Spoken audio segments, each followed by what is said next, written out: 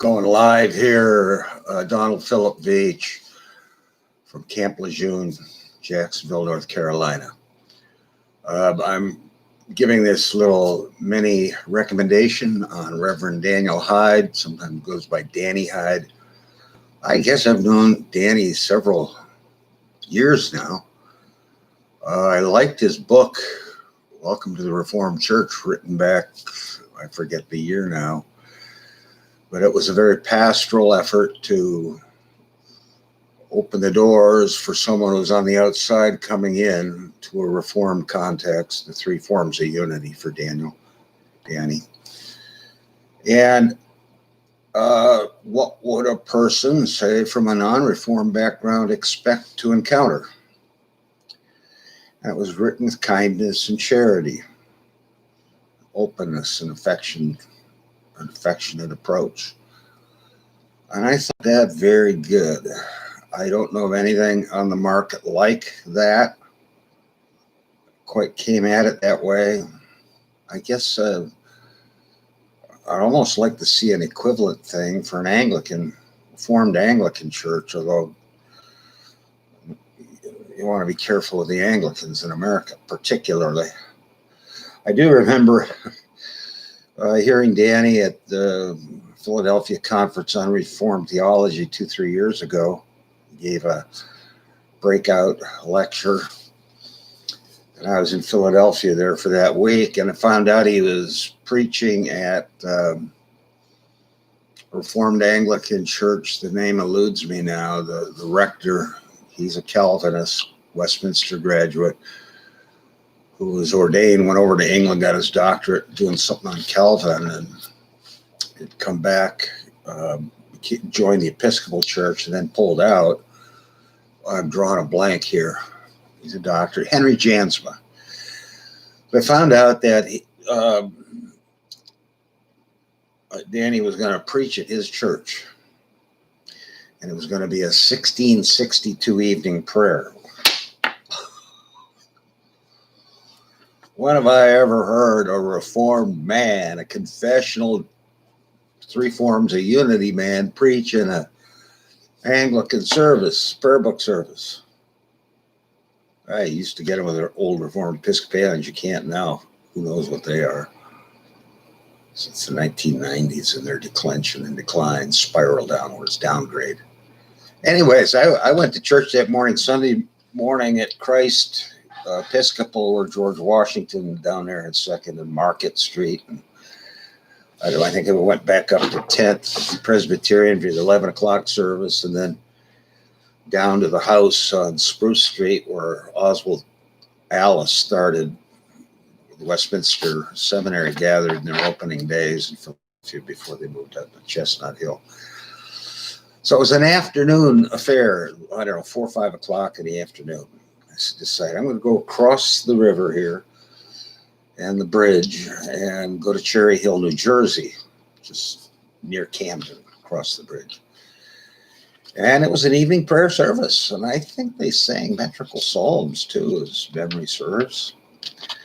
But Danny spoke at that service, and afterwards we joked around. His son was there. We were talking about the importance of catechesis, and I was kind of with his son going on about how even when you get old, you still do catechetical lessons daily.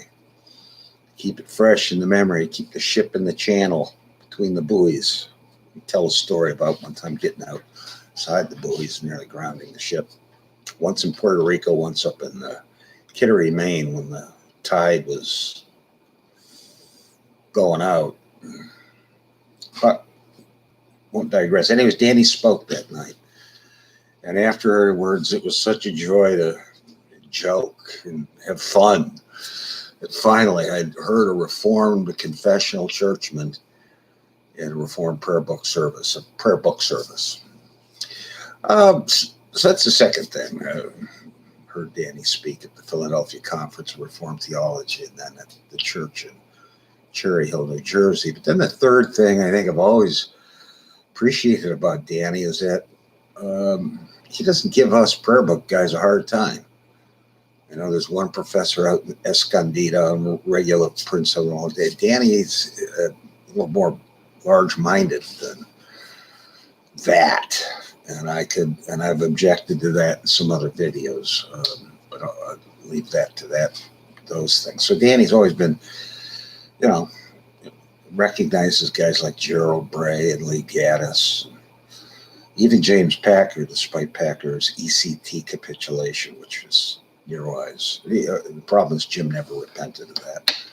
So I have a hard time with Jim Packer, but the old Reformed Episcopalians were all the professors were 5-point Calvinists at Reformed Episcopal Seminary. They had very close and collegial relations with Westminster. Dr. Van Til spoke down at Reformed Episcopal Seminary. Gordon Clark. Some of the old RE men did their THMs and THDs, like Bishop Herter at Reformed Episcopal. So there was a charity and a fraternity there.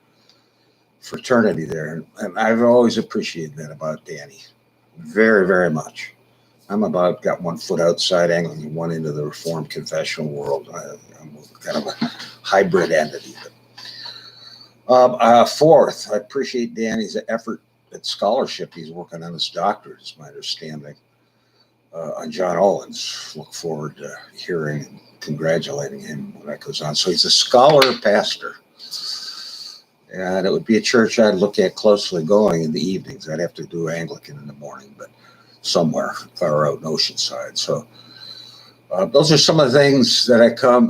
He's got a book, Grace Worth Fighting For. I've not read that. I don't have it. My bust.